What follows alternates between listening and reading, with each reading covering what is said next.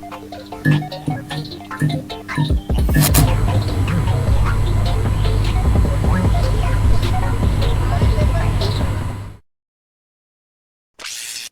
fully charged. Launch ready for WWE Aftershock in 3, 2, 1. World Wrestling Entertainment Discussion is live.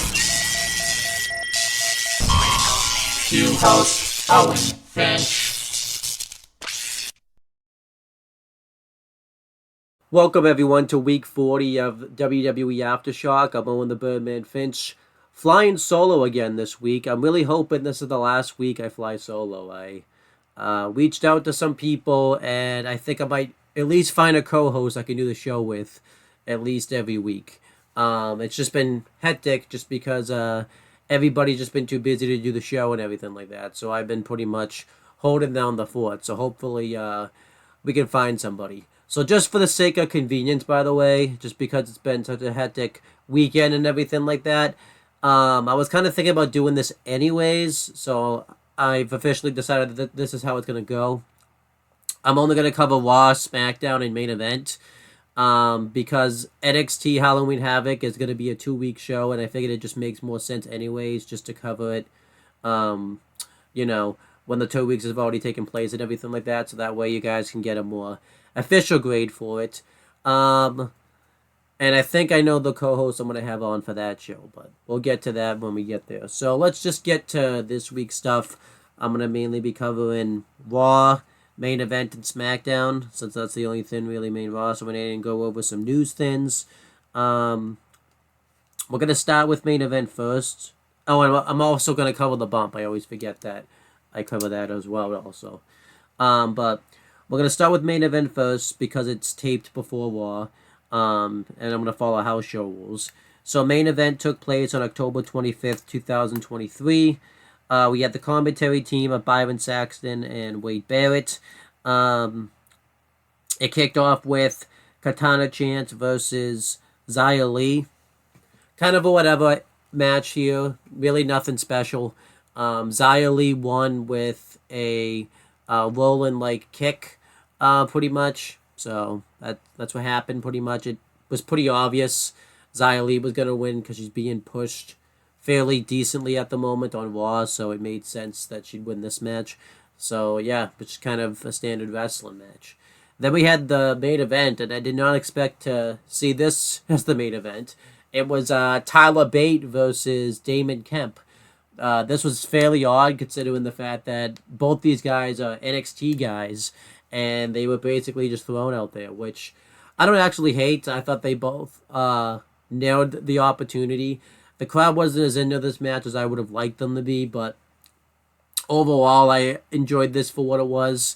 I thought these two had a really nice back-and-forth match. Tyler Bate did win with the Tyler Driver 97. I pretty much expected him to win, just because I think Tyler Bate's closer to having a main roster call-up than Damon Kemp, and he's more of a recognizable name since he's been around a little bit longer than Damon Kemp. I think Damon Kemp's probably got another year and a half or so left in NXT with the way things are going right now. So, I thought it made sense to give the win to Tyler Bate. But overall, relatively good episode of Main Event. I'm going to give it a B-. I mainly enjoyed it for the Tyler Bate Damon Kemp match. I did not expect to see that happen on Main Event, so that was cool. Now going over Raw, that aired on October 23rd, 2023. We had the commentary team of Wade Barrett and Michael Cole. And the Judgment Day come out to cut a promo. They it's mainly just Finn Balor and Damian Priest. And they brag about the fact how they're the new WWE Undisputed Tag Team Champions. And they get interrupted by Cody Rhodes. And Cody Rhodes basically tells them how does it feel to be interrupted, getting revenge on him. And the Judgment Day pretty much talk about how they're sick of consistently laying waste to Cody Rhodes and everything like that. And Damian Priest basically wants Cody to leave, but Cody doesn't leave, and he talks about how he wants to finish his story. And they make fun of Cody, pretty much saying that they don't really know what the story is because it's just going to end in a nightmare. And Damian Priest challenges Cody Rhodes to a match at Crown Jewel, and Cody accepts. And then eventually, Judgment Day attack him. And I believe Dominic Mysterio was about to come to the ring, but Jey Uso helps fade him off, and they brawl to the back. And then Finn Balor, I think, just got laid out. I'm not exactly sure what happened to him. And Cody's just brawling with Damian. And then JD McDonough takes out Cody from the knee. And then Cody and Damian beat up Cody. They take a chair, they lean it up against the steps, and then they grab another chair and just whack Cody with it.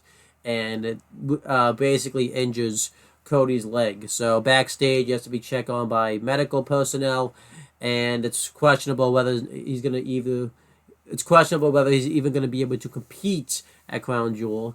And then in the match later in the night, Damian Priest faces Jey Uso in the main event, which was a very good match. I would definitely recommend checking it out. Eventually, Damian Priest wins via Finn Balor interference, and afterwards, Cody runs out and attacks Judgment Day. He just beats him up with a chair and everything like that, and they lay out Dominic Mysterio and everything like that. So overall, I liked this angle for what it was. I'm not a huge fan that consistently every time Cody has a big match now, they do an injury angle with him. They did it, for SummerSlam and Night of Champions. And now they're doing it here. I didn't mind a Night of Champions, but I'm not a big fan of it. I think because it worked so well when he legitimately got injured at Hell in a Cell 2021, I think that's going to be like the go-to card, which I'm not the biggest fan of. But other than that, I thought everything else was, fine for the most part. Then we had Alpha Academy, Chad Gable and Otis with Maxine Dupree and Akira Tozawa inside versus The New Day. This was a very good tag match here. They did a segment on WWE.com exclusive where Tozawa is going to be a part of Alpha Academy now. He's not officially a part of the group, but he's just in training now, which I think it's going to be a fairly entertaining role for him. I'm glad the fact that they're finally getting him back on TV again and everything like that. So, yeah. During the match, though, Kofi Kingston hits the Trouble in Paradise on Otis, and Xavier Woods hits the Honor Roll onto him, and New Day win. This does make sense because I expect the New Day are going to get the next tag title shot, so I think it makes sense to give them the victory here. I do think that Alpha Academy needs to start picking up some wins fairly soon, considering the fact that, they've been kind of losing a lot lately, so hopefully that starts to happen soon. Later in the night, Akira Tozawa, they do a segment on the exclusive where he wants to have a match. So Bronson Reed was talking shit to Imperium backstage, basically wants to go another round with Walter for the Intercontinental Championship, who as of that episode of Raw had reached 500 days as Intercontinental Champion. I think he's now a little over that. I think he's Monday will be 507, so he's now at 506 days. By the time you see this, it will be 507 days that he's been Intercontinental Champion. And Tozawa comes up and challenges Bronson Reed to a match. At first, Bronson Reed doesn't want to do it, but Tozawa goads him into it, and Bronson Reed says it's his funeral, and basically Bronson Reed squashes him. Tozawa does get some offense in, but it's essentially just a massacre of Tozawa. And later in the night backstage, all of the tag teams kind of wish Tozawa luck and everything like that. So overall, good stuff here. I liked everything they did with Alpha Academy. I like that they're like an ongoing presence on Raw, and they just keep adding new members to it and stuff like that. So that was relatively good stuff.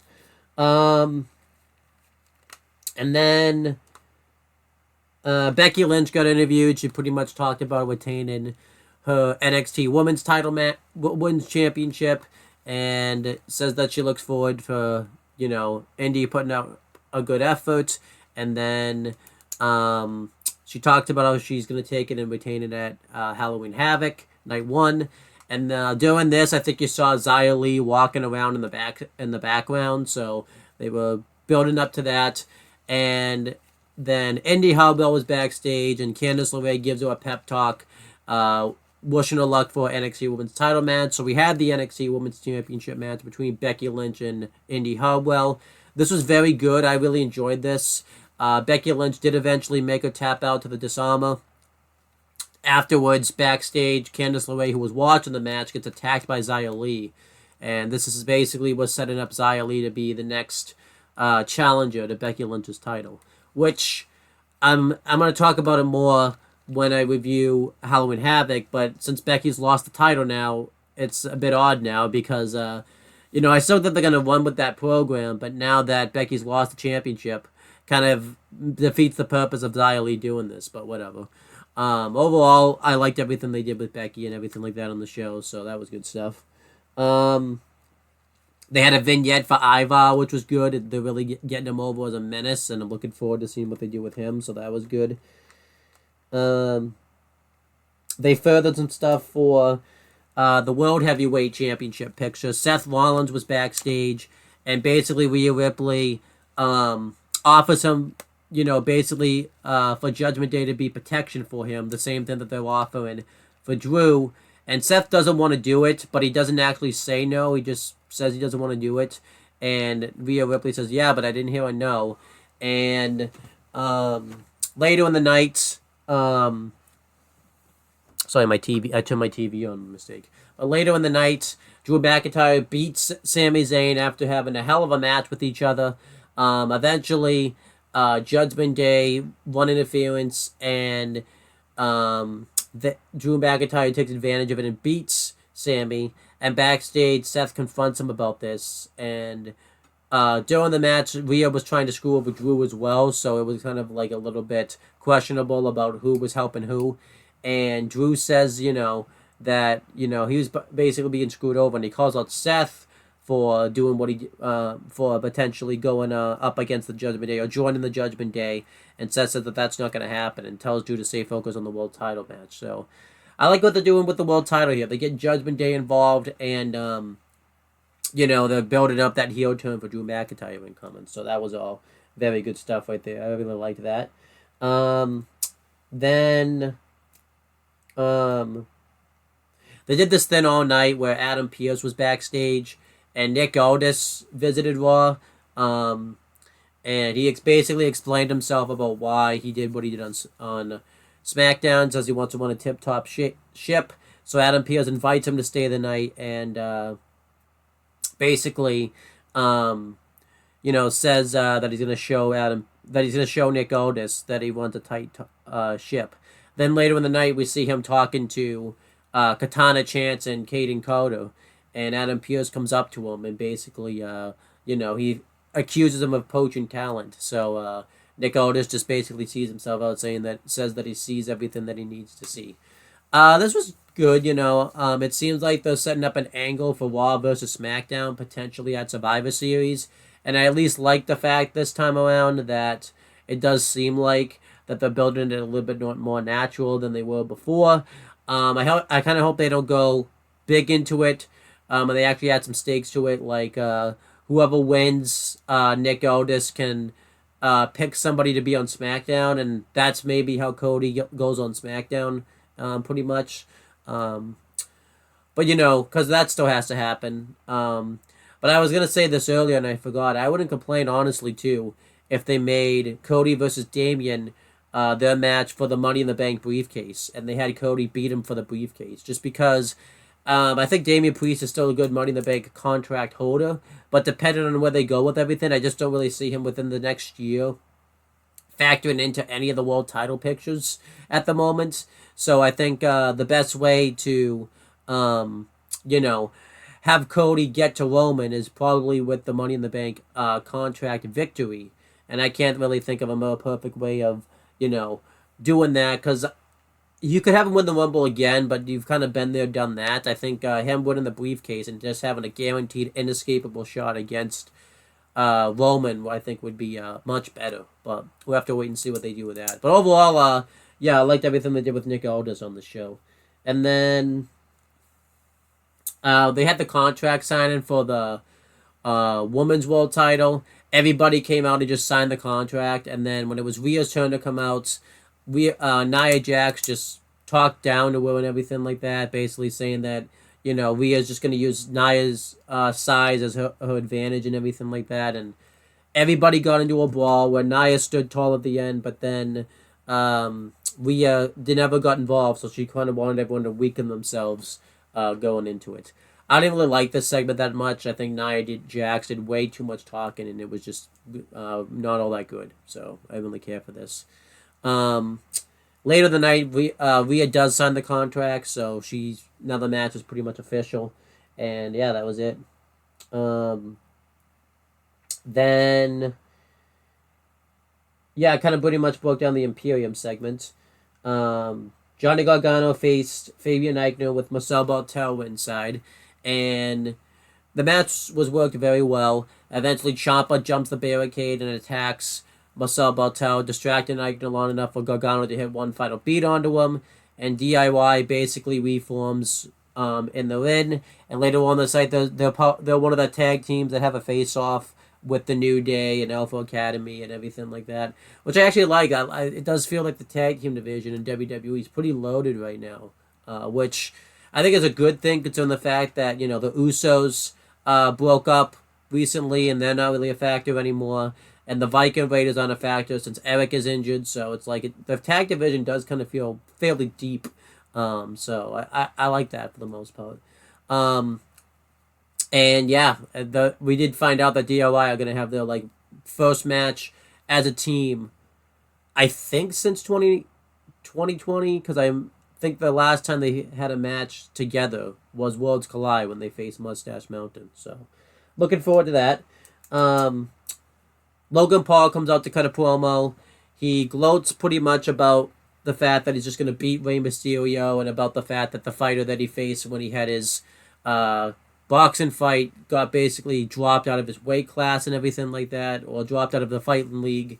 And then Dominic Mysterio comes out, and this is one of those segments that you really just need to sit down and watch. They're pretty much just buttering each other up and everything like that. And then eventually Logan Paul notices Samantha Irvine, and he forces her to get into the ring and announce him as the new United States champion. She never does it, and Ricochet runs out to make the save, and he's about to lay out Dominic Mysterio with the 450, but Dom rolls out of the ring before anything can really happen, and that was basically that. I like this segment though. I like that it was they did like a nice callback to Ricochet and Logan Paul, and overall I really enjoyed this. I thought what was gonna happen too was Ricochet would hit the 450 and then Logan Paul would come in and knock him out type of thing, but no, they actually kept Ricochet looking strong here, so I liked that for the most part. Now, I don't remember exactly when it happens. It is on this show. I just didn't write it down. But Shinsuke Nakamura did do a promo basically challenging some more competition to come face him. So I don't know what that's leading to. So we have to wait and see on that one. Chelsea Green and Piper Niven faced Natalya and a mystery partner, and ended up being Nikki Cross, who was just in some type of state. She just really was just staring off into space, really wasn't interested in the match. Eventually she just walks out of the match. And because Natty's down 2-on-1, Natty ended up losing, and that was pretty much that. I actually am intrigued about the Nikki Cross part of it, but this was just kind of whatever. The reason this happened too is they said that Tegan Nox got injured during, I think, a match on NXT with Lyra Valkyria. So that's why they did this. I hope the injury isn't true, just because that would really suck for Tegan Nox. She finally gets a big push, and she just gets injured, so that would suck, but we'll have to wait and see on that one. And that was pretty much everything that happened on Raw, really. Nothing else. Overall, I thought Raw was a relatively solid show. Not a fantastic show or anything like that. I think it probably would have been a great show had the women's world title contract side had not gone down, but It did feel like um, it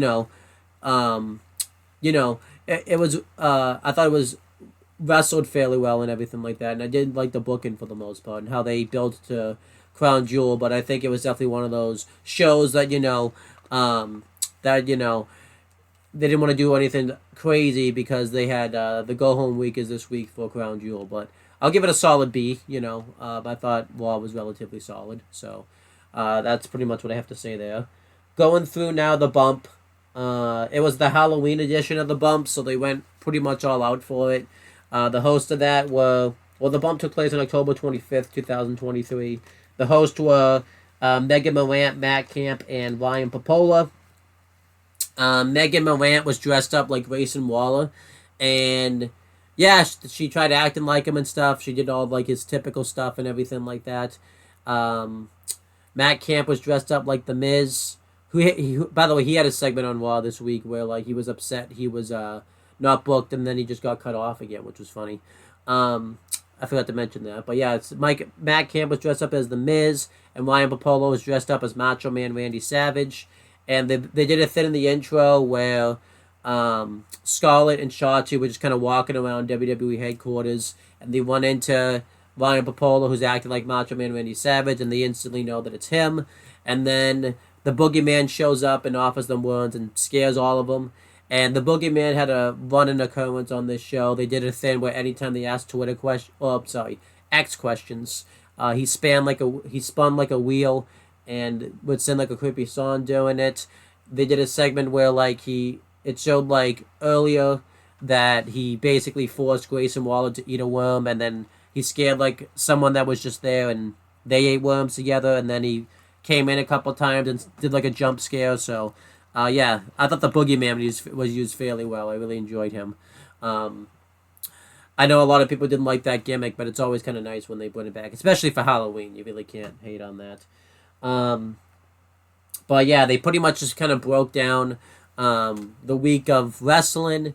Shotzi and Scarlett came in. They talked about kind of behind the scenes of what went into making the Chamber of Horrors YouTube show that they have going on. They talked about their favorite guests and everything like that. During this too, I forgot to mention, Kayla Braxton made a return to the bump. She was dressed up as Zelina Vega. Which, like, she actually made a return in studio and everything like that. So, again, they wrote a lot. They did this big send-off for her, and I think she's been on every episode since then, so I don't really understand that. But yeah, they talked about that. They talked about hosting Halloween Havoc, and they talked about, their favorite costumes and Halloween stuff. So, overall, relatively good stuff there. Nothing wrong. They stayed on the rest of the show, pretty much. Then Grayson Waller got interviewed, and he was just being Grayson Waller. He put down Megan Morant and everything like that. He talked about, his hate for Taylor Swift, and he talked about, WWE going to Australia and everything like that. So he didn't really say anything new that he said he was on a week before, so he didn't really have anything new to say, but he just, he talked a lot of trash and everything like that. And then Zelina Vega basically got interviewed, and it was just kind of a back and forth between her and Kayla Braxton because Kayla was dressed like her, so there was really nothing new there. And that's pretty much the bump. Overall, I'll give it a B+. I really liked it. I think mainly for the Boogeyman. I thought I enjoyed his appearance on the show, and Grayson Waller was really entertaining, so overall I enjoyed the bump. Moving on to SmackDown, which aired on October 27th, 2023. We had the commentary team of Corey Graves, Michael Cole, and Kevin Patrick. It kicked off with the WWE Undisputed Universal Championship contract signing, and pretty much Roman Reigns and Paul Heyman came out, and Roman did his went to do his big entrance, and right when he was about to hold the title up for his pyro to go off, LA Knight cut him off, and he went to the ring. He didn't even acknowledge Roman Reigns, just walked right by him, and when Paul Heyman sets up the commentary table where so Roman can sit at the head of the table like he typically does, and LA Knight basically takes Roman Reigns' spot. And LA Knight talks about how Roman Reigns is pretty much signing his championship away, and talks about how he's going to beat Roman Reigns and not ever let him forget it. And Roman Reigns says that he's going to go easy on him since this is LA Knight's first contract signing and his first championship opportunity. And he signs the contract. At first, his pen doesn't work, so he just has to use the pen that was at the commentary table. And LA Knight tells Roman Reigns that if you take me lightly, pretty much that I am going to beat you for the title. He mentions that this is his first title shot, but he pretty much fast-tracked his way right to the top while Roman Reigns had all these struggles that he had to deal with. And, LA Knight tells Roman Reigns to acknowledge him and says, yeah. And Roman tips the commentary table over, attacks LA Knight. He sets up a table. He's about to put LA Knight through it, but LA Knight fights him off. He goes to put Roman through the table, but then Jimmy runs in and he attacks LA Knight and is about to put him through the table. But LA Knight fights back and he puts Jimmy through the table and basically sends Roman packing. And then later in the night, Paul Heyman reveals a championship trophy that was made for by, I believe it's whatever the name of the Milwaukee football team is, and it says that he's going to give it to LA Knight because that's the closest LA Knight will come to winning a championship. And Jimmy comes in and he's all injured. He just came from the trainer's room. And Roman tells Jimmy that he didn't really have a good play. So Jimmy says that, he's going to adapt to the game plan. And Roman says that he's going to have to take care of LA Knight tonight before he becomes a serious problem. So he has Paul Heyman go make a match between LA Knight and Jimmy Uso. Jimmy at first doesn't want to do it because obviously he's not medically cleared, but he ends up changing his mind. And I like this too because Paul Heyman asked for clarification if that's the match he wanted, just so that way Roman would do the yeah catchphrase, which was funny. And then Jimmy does the yeet thing, and Roman says that he still doesn't like that. So this backstage segment was thumbs in the middle. I'm still not into Jimmy Uso being a heel or this turn at all. Anyways, I think it's been a failure, pretty much. This is like the only thing that I think has really struggled because I thought Roman's done fairly well with this, but I just don't really think it's working for me. So. But in the match between LA Knight and Jimmy Uso, before the match, LA Knight cuts a great promo talking about how he's going to take out everyone that Roman cares about and everything like that. And in the match, they had a really good match. LA Knight won with the Blood Force trauma. Then afterwards, Roman goes to lay him out with the spear like he did a couple weeks ago. But then LA Knight, this time he sees it coming and he's able to dodge it, and he lays out Roman Reigns with the Blood Force trauma, showing that could happen at Crown Jewel. So I liked what they did here. They really are making LA Knight look like a contender that he could potentially take the WWE Undisputed Universal Championship from Roman Reigns, and I really like that. It's not going to happen, most likely, but I really like that they're, making LA Knight look like a contender. I think this is a victory regardless because this dude was going to get fired a little over a year ago. And I think the fact that this dude's now challenging Roman Reigns, of all people, for the WWE Undisputed Universal Championship, I think shows that he's pretty much made it. And basically Triple H saved his career and everything like that, which I think is awesome. So I liked everything that they did with LA Knight on this show. Other things that happened on this show, we had Carlito and Santos Escobar versus the Street Profits. They swapped out Rey Mysterio for Carlito very last minute. It was advertised it was going to be Rey up until the SmackDown happened. It just wasn't Rey. I guess they didn't want Rey to take a loss, considering the fact that he's got to face Logan Paul at Crown Jewel, so I figured, they probably didn't want to, have him lose any momentum and all that type of stuff. Plus, they did tie it in later on. Overall, I like this. The Street Profits have new theme music now. I don't like it, but they couldn't keep the theme music that they had, basically, just because it was too face heavy and everything like that. So there's that. Overall, I really like this match here. This was Carlito's first match back in WWE since 2010, I think. And I think it was on Superstars. I didn't. So, well, I guess the Rumble. I forgot the Rumble. He was in the Rumble. But I'm saying the first, like, match that wasn't like a Royal Rumble or anything like that. And yeah, I really liked it. Ray was watching the match backstage, and during the match, Logan Paul comes up out of nowhere and knocks him out, and this causes Santos to tell Carlito to go check on Ray, and because he's down with a 2-on-1 disadvantage, this allows the Street Profits to hit the, like, it's the retaliation, the Sky High into the neckbreaker combination for the win, and the Street Profits win. I don't know if I love the fact that Carlito lost here, but like his first match and everything like that, but I thought they protected LWO enough in defeat.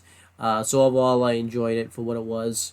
And yeah, it does seem like they'll definitely go in the direction where Santos Escobar is going to potentially turn on Ray, considering the fact that he suffered every time, something's happened to Ray or something like that. Ray took the U.S. title, Ray beat him in the rematch, and then Ray wasn't out there for him last week when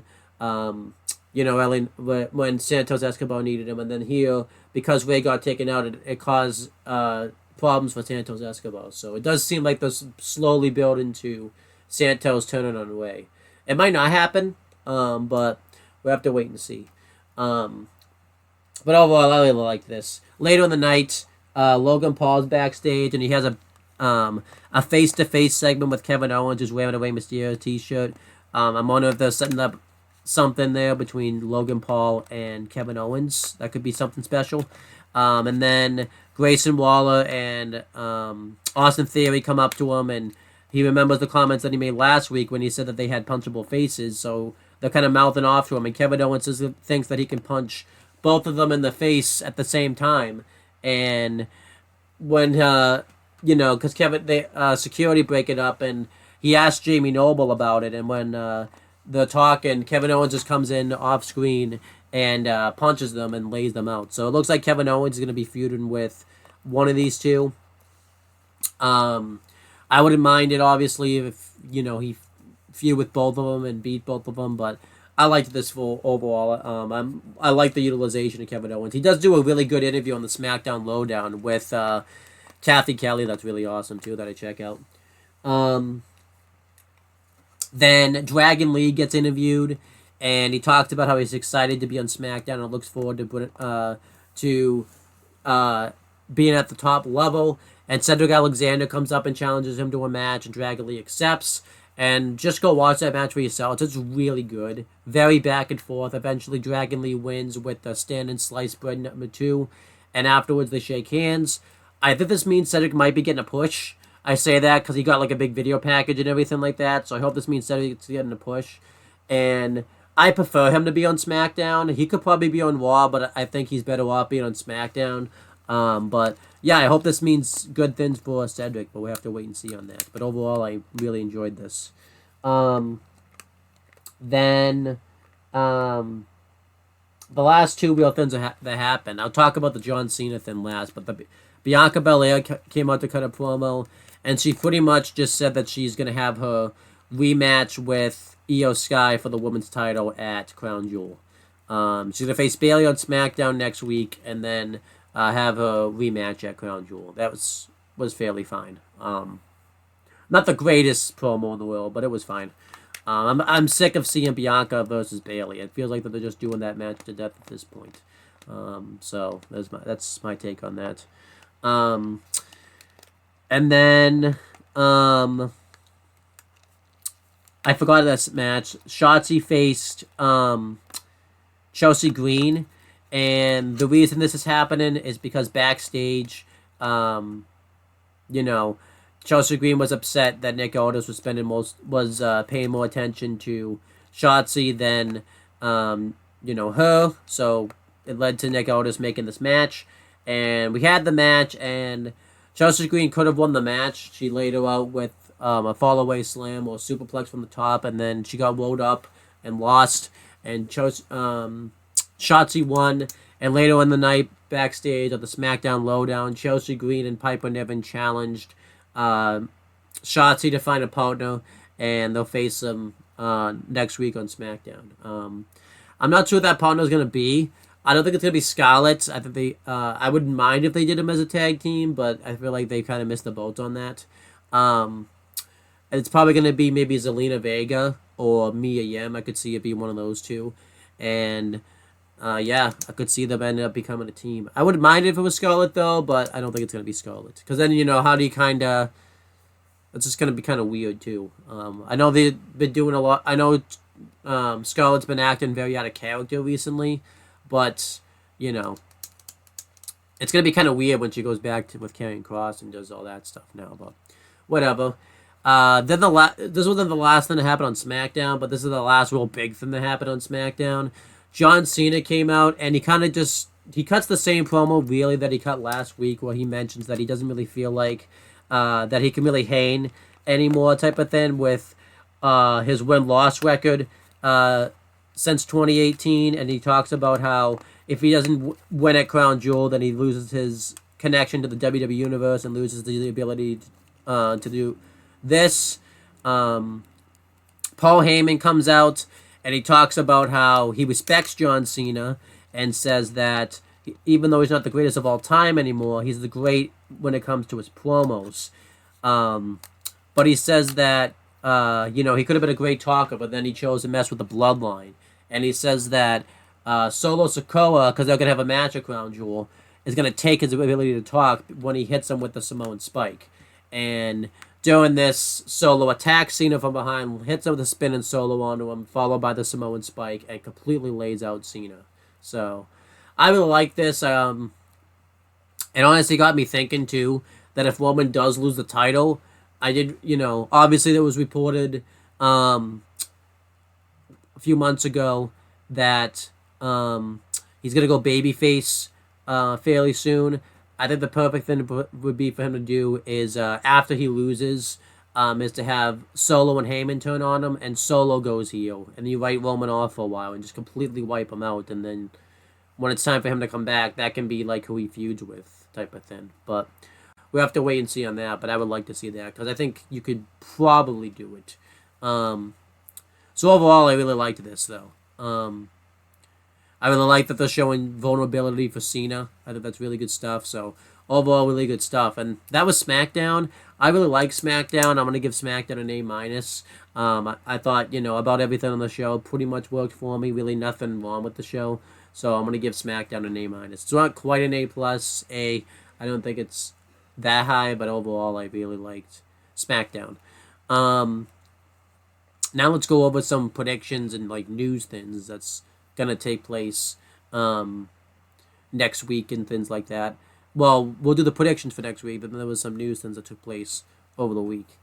Starting with Raw, it's gonna be the go home edition. I expect them to do some stuff. I don't exactly remember everything that's advertised. I can also check the app, but they're not the best at updating it sometimes. But I can check real quick.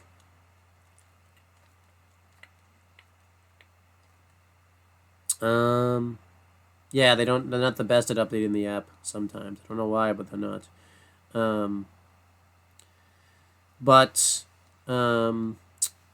I know some things that are announced. Seth Rollins is going to face JD McDonough. I think that match is going to be really good. I think it's going to be more set up with stuff with Judgment Day involved in the world title match. I think Seth will win just because he needs to build momentum going into the World Heavyweight title match. But I do think there's going to be some shenanigans with Judgment Day and Drew McIntyre and all that type of stuff. So I think Seth will win. Natalya is going to face Chelsea Green in a trick or street fight.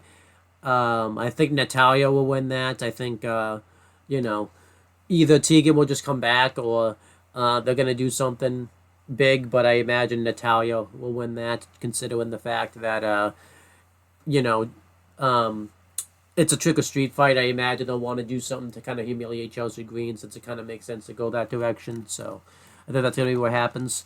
DIY are going to face Imperium. I think DIY will win that. It's their first match back together as a team. I don't see them losing. Johnny Gargano mentioned on his Twitch stream that they're gonna get new theme music, which I'm kind of concerned about, because when they've done when they have new theme music, it's typically not as good as the CFO $ one. So hopefully they end up having a good one. Other things I announced for Raw is I'm trying to remember what else is announced. I did see online that Alpha Academy are going to have an open challenge, and the Creed brothers responded to it. So I don't know if that's going to be the match that happens. If it does happen that way, I'm really looking forward to it. But if I had to say, whoever they face, I think they'll just win, just because they need to get some momentum back on their side. So there's that. I can't really think of anything else that's announced for Raw. I think that's about everything for the most part. Mainly gonna be a lot of hype for go home week hype for Crown Jewel, so I imagine that would happen. And then as for SmackDown, Rey Mysterio and Logan Paul are gonna have a weigh-in. SmackDown's already been taped, by the way, because obviously they have to travel to Crown Jewel, so it doesn't really make sense. So I think SmackDown's already been taped, so I haven't read the spoilers or anything like that. I would prefer you didn't leave spoilers, but you're gonna do what you want, so I can't really stop you. But I'm looking forward to the weigh-in. I think it'll be entertaining. What else? Obviously, we're gonna have that tag match where it's Shotzi and a mystery partner versus Chelsea Green and Piper Niven. I'm gonna say Shotzi and a mystery partner win, whoever that is, and that will lead to a future women's tag team title match. Something tells me eventually we're gonna get some type of like 4-way or triple threat match with Chelsea Green and Piper Niven defending the belts against Natalya and her partner, and now Shotzi and her partner. So that's interesting. So we'll have to wait and see what happens with that. And then I think that's everything. Oh, there was some. Oh, Bayley versus Bianca Belair. I think Bianca will just win that. Because she has to build momentum for her women's title match. That's probably going to main event SmackDown. That's like the big marquee. That or the weigh-in. But we'll have to wait and see. I don't think Roman's going to be on SmackDown next week because, I mean, he might be. I'm not sure, but it just depends because I know he was. But we'll have to wait and see. I don't think he's on SmackDown next week, though. So, yeah, that's everything that's going to happen next week for the main roster stuff. I'm looking forward to that stuff for the most part. It's going to be a really fun week. But going through some quick news stuff, it's a pretty busy news week for WWE. I'm just going to go through what I have. Will Ospreay's been talking a lot recently, and he's actually more open now to signing with WWE. Obviously, originally Will Ospreay talked during the press conference after Wrestle Kingdom last year. I don't remember what the number it would be, saying that he didn't, he was going to be strictly New Japan. He was just going to stick to doing that, and obviously that hasn't been the case. So obviously he did Forbidden Door for AEW last year, and then he was a part of the World Trios tournament, and then he's been involved in AEW this year. I think he showed up in smaller indie promotions like obviously Rev Pro. I mean, he's done that anyways, but he's done. I think he was at a GCW show, and then obviously he wrestled at Bound for Glory, and he's gonna wrestle. While Impact is in slash TNA is in the UK. He's gonna be wrestling there. I don't even remember who's wrestling, honestly. And then this just came out recently. I don't know if it's him saying that to kind of get people interested, because his contract in New Japan isn't even up anyways until June of 2024. So he still has a bit of ways to go. But I think that'd be a game changer, honestly, if he signed with WWE.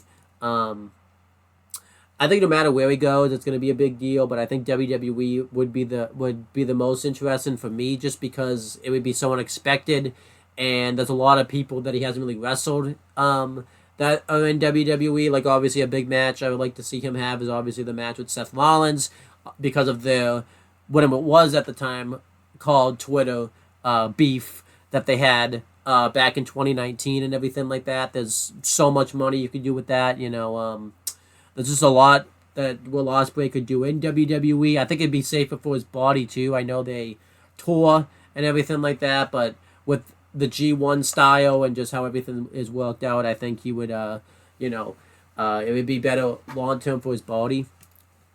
I don't care where he goes personally, obviously. I'm just going to enjoy whatever he does, but that's pretty interesting that now he just threw that out there type of thing. So, yeah, be interesting to see what happens. There was some support. There was reports this week. It says numerous. I'm getting all these sources from Dirt Sheet Radio, by the way, from their Facebook page. So, Fightful reported that numerous WWE talent, including several top stars, have not been approached for. Gotta charge my laptop up before my computer dies. Let me read that again. Numerous WWE talent, including several top stars, have not been approached for contract extensions. Multiple talent spoke to, multiple talents. Let me make sure. I know typically I don't do this. I want to make sure I didn't screw up, my audio.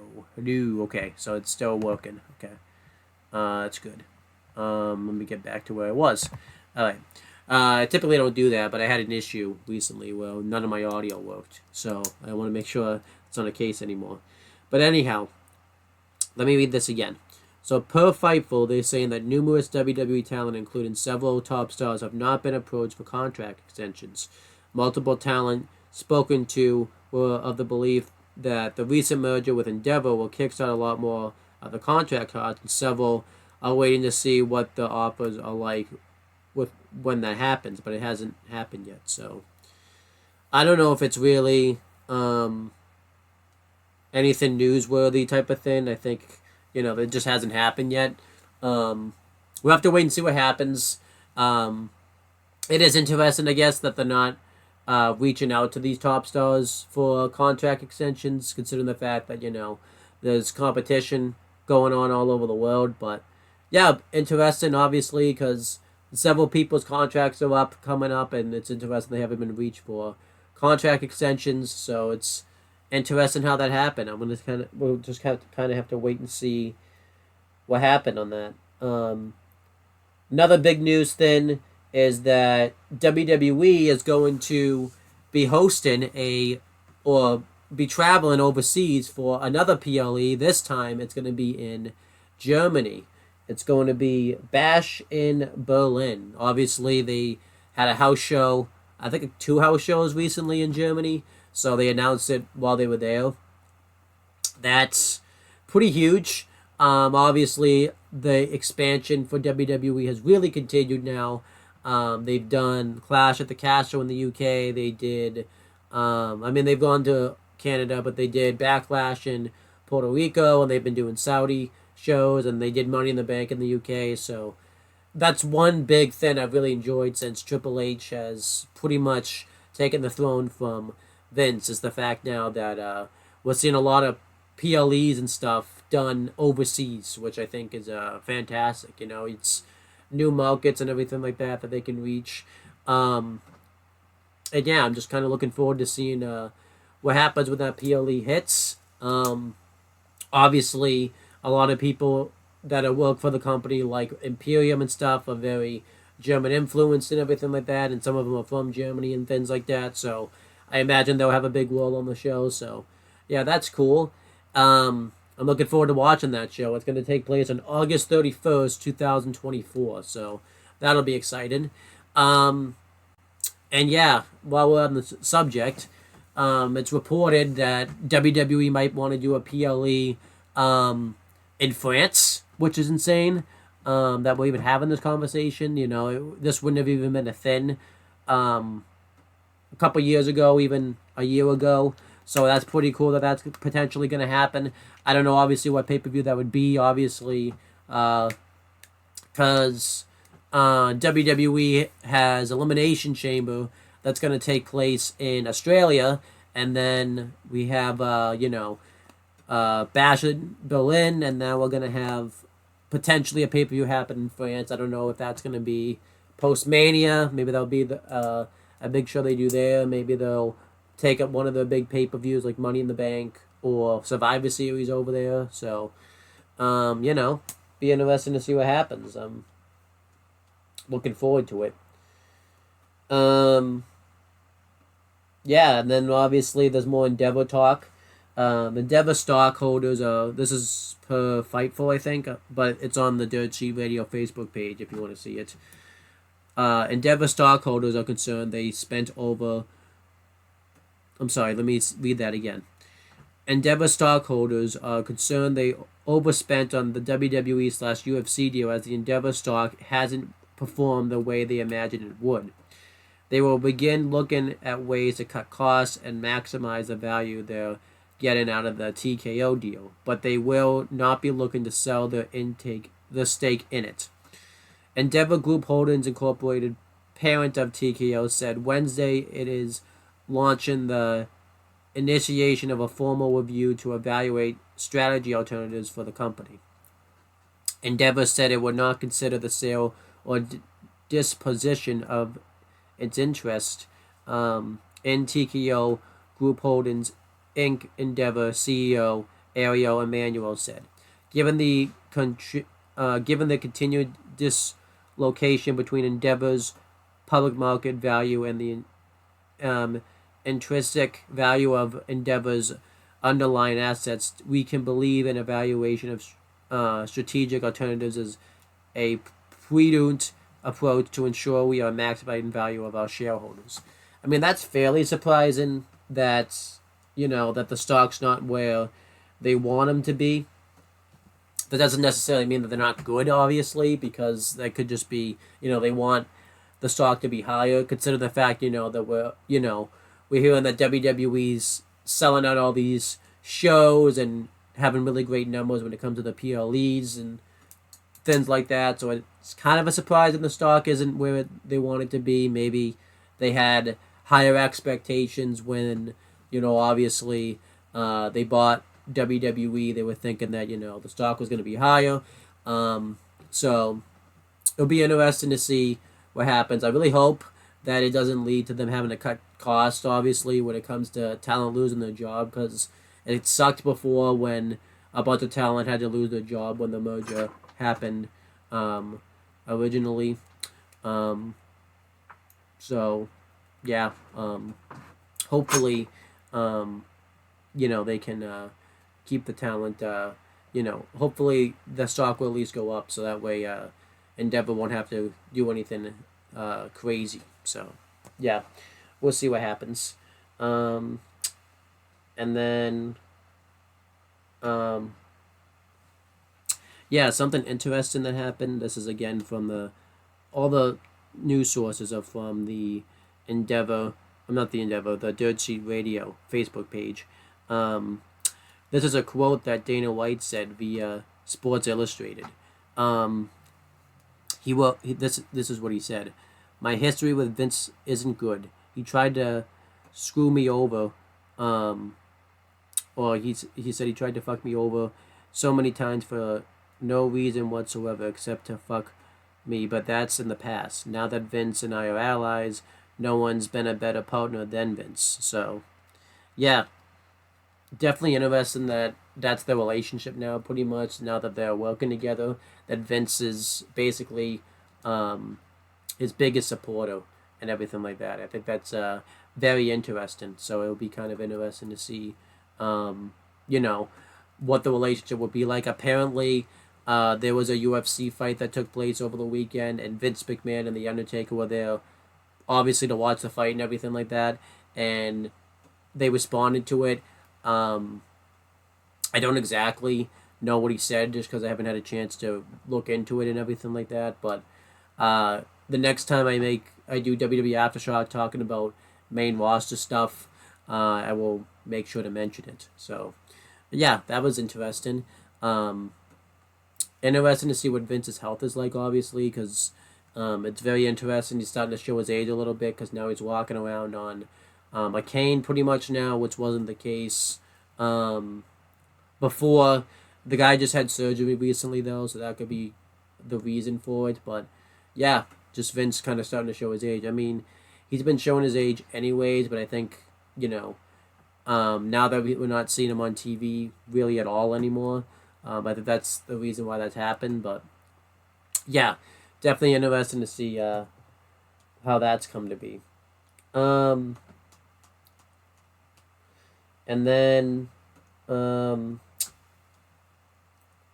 yeah, I'm gonna mention some quick things. You know, um, Cleveland, Ohio, is considered to be the place where SummerSlam next year is going to take place. Um, I mean, that's fine, I guess. You know, they've been to Cleveland before, so I don't really mind that they're going to go to Cleveland again, obviously. Um, it's a bit of a disappointment considering the fact that you're hearing they go to all of these places, like, you know, potentially France and Australia. I would have liked them to go somewhere else, obviously. Selfishly, I'd like them to go to kind of Boston because we're still owed a SummerSlam because we were supposed to have it, but then we didn't get it, obviously, because of the pandemic. So I would have liked, you know, obviously, to have SummerSlam take place here, but that's just not going to be the case. But whatever. Um, and yeah, the Dirt Sheet Radio, this may or may not be true. I'm not 100% sure, but they did post a fun fact saying that Kurt Angle's nephew-in-law is John Berthal, aka the Punisher, aka Shane Walsh from The Walking Dead. So, you know, I don't know if that's true or not, but if that's the case, that's pretty cool. I don't know, you know, the fact that they have are related somehow. It's just one of those things, you know, you find out two people related, like with the whole Sasha Banks and Snoop Dogg being like cousins and everything like that. It's kind of cool that Kurt Angle is somehow related to John Berthal. So it's pretty cool. Um, and then last real thing I'll say when it comes down to, you know, the WWE news first is CM Punk is basically reeling people in and talking about stuff about Survivor Series, how he could be there and all that type of stuff. He's basically working people. Again, I just want to make sure I mention that he's doing this. It's still very questionable whether or not CM Punk will be there. Maybe that's the opponent they're going to throw at Shinsuke Nakamura since he's been hitting the GTS recently and everything like that. So that'll be interesting. But overall, I really want to see CM Punk come back, obviously. But only time will tell. I mean, selfishly, I would like them to wait till the Rumble because I would like to be there in attendance when he comes back. But, you know, if he doesn't come back, he doesn't come back. So we'll have to wait and see. Lastly, this is a bit of a rant. Apparently, it's reported that Roman Reigns is going to miss Survivor Series, which sucks. I mean, I've been kind of one of the biggest advocates that I didn't really mind Roman Reigns being a part-time champion. You know, I've talked about this before when Brock Lesnar held the title and everything like that. But yeah, I think this one he shouldn't miss. I think I was fairly critical of this when he missed Money in the Bank last year. I just think the big four, the champion should be at least be there for all the big four because then it doesn't make the big four really feel all that special. And I kind of think that's what's going on here with Survivor Series. I just think that, you know, it sucks. And again, I think just because recently he was gone for so long, it kind of made the Bloodline storyline struggle a little bit, as I mentioned before. Like, is he just going to be gone for 2 months? I think that's a bit you know. But, you know, it just kind of is what it is. Because I definitely expect he's retaining at Crown Jewel. But, yeah, I think it's kind of pathetic that he's gonna miss Survivor Series, especially since they're gonna bring back War Games. So if he's even not gonna have the title match, I wouldn't complain if he did a War Games match. It's just kind of ridiculous, but yeah, I'm really not a fan of the fact that he's gonna miss Survivor Series. Like, I think the champion should be on all the big four pay-per-views. I think Royal Rumble, WrestleMania, SummerSlam, and Survivor Series is where they should be. And again, I think if he's gone for 2 months, I think the Bloodline storyline's really gonna struggle. So but we'll see.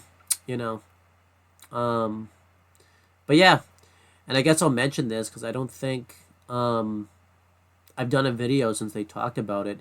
The reason Brock Lesnar isn't going to be at Crown Jewel this time around, because I think he's been at every Saudi show, except, like, this is going to be the first one he misses. I'm trying to think if he's missed one before, because he was at, I'm trying to think, did he miss one, actually? Because I know he was at Super Showdown. Well, he was at the Greatest Royal Rumble, the first one. He was at Crown Jewel 2021. Then I'm trying to think, he was at yeah, it's really tough to think. I don't exactly know if this is the first one he's going to miss, because ever since they've been at Saudi, because I know he was out of contract at one point, but that was just during the pandemic mainly. Once fans came back, he was back. And then I think, yeah, they've done Saudi since then. So I think he's been at every Saudi show. This will be the first one he misses. That's interesting. But I guess since they sold out the venue, they didn't really feel like they needed to have him appear there. So yeah, I'm kind of interested in that. I think that's kind of a good thing. The fact that the WWE is doing well enough that they feel like that they could just leave Brock Lesnar out pretty much. So I think that's kind of cool. Kind of shows that if you just invest and make long-term storylines and things like that, and actually try to make new stars and everything like that, you don't necessarily need to bring back stars from the past. I think that's very nice. So yeah, that's pretty much it for this episode of WWE Aftershock. I really don't have anything left to talk about. Overall, yeah, thank you guys for watching this video. Make sure to tune in all week for content. I'm not going to plug anything because I think I plugged stuff and then they haven't happened. So just kind of expect to see videos as they go along. But yeah, thank you guys for watching this video. And that's pretty much it, guys. Since this is being recorded in the past, I will talk to you guys in the future. Podcast has concluded.